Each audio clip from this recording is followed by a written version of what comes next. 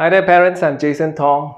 Last night the government announced our first 2 cases of deaths in Malaysia. One of a 34-year-old and the second one a 60-year-old pastor in Kuching, Sarawak. I'm sure after the news everyone will look at this crisis, the COVID-19 crisis, in a different light. Last 2 days there were a lot of panic buying, and this morning it's still happening because people are worried, they are scared, they have fears, and they have high level of anxiety. In this video I want to share with you 3 ways to help you stay calm throughout these 14 days where we Malaysians are under the movement restriction control order by the government. The first way is to breathe. Apply this breathing method called the 4-7-8 breathing method when you feel very anxious, very worried, maybe a bit of heart palpitation as well.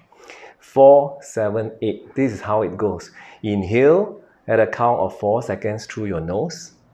Then hold your breath for 7 seconds. And then exhale through your mouth for a period of 8 seconds. Let me demonstrate for you. Firstly, inhale.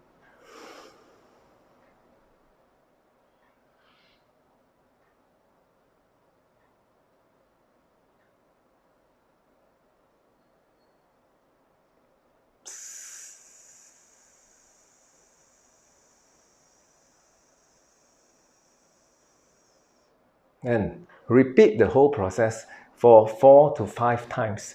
It will calm you down. This has been proven by scientific studies. The second way is to focus on the positive. Take a look at this piece of paper. What do you see? I'm sure you'll see a black dot in the middle of a white A4 paper. The black dot represents the negative news that you receive every day. When you switch on CNN, all the news are mainly negative. When you receive a ping on your WhatsApp, most of the news in the last 3 days are mainly negative about the COVID-19 virus. It will make us scared, it will make us worried, it will make parents like you very anxious about the future, about what if. You'll be asking questions like, what if the school continue to be closed? How will I handle my children? What if my husband loses his job? What will happen to our livelihood? What if I run out of meat and eggs in my fridge? If I go out, can I still find them in the supermarkets because everybody is panicking? So these are all your thoughts, and it will make you very worried and anxious. Focus on the positive simply means instead of focusing on the black dot, we focus on the white space. There are a lot of positive things that are still happening in our lives amidst the crisis. For me, one, I'm still healthy. This is something I'm grateful for. My family is still healthy and not infected. I'm also very grateful.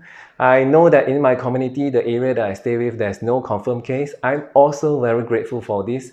All these are my positivity. Although my business needs to be closed for 2 weeks, I'm still grateful that none of my customers has made a big complaint and wants to withdraw from our center or training center. So I'm also very grateful that all my staff are actually very supportive of all the measures that we as management has taken, and this has given me positivity. How about you? Think about what are the positive things that you are grateful for.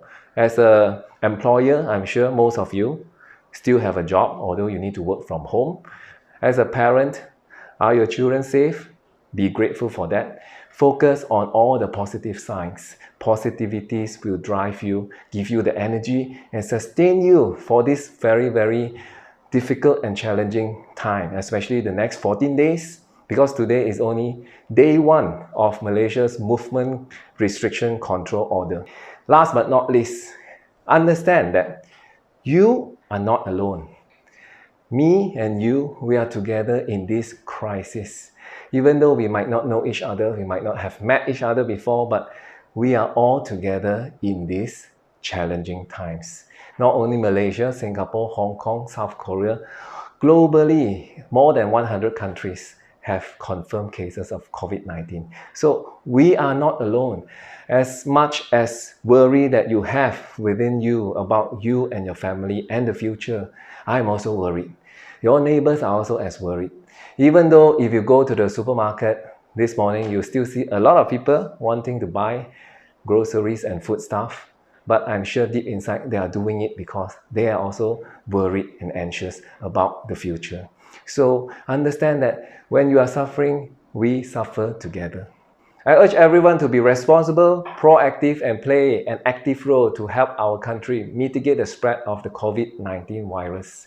You can play a part. Firstly, take care of yourself, then your family members, and then take care of the community. Whenever you go out, wear a mask. If you have symptoms of some illness that looks like flu, wear a mask even though you're at home. And be very hygienic. Wash your hands often. I hope that these 3 tips is of help to you, especially parents who need to take care of children and household for the next 14 days. And I will continue sharing more tips to how to handle your children, their learning, and also how to go through the next 14 days in a more robust, positive manner. See you soon. Bye-bye.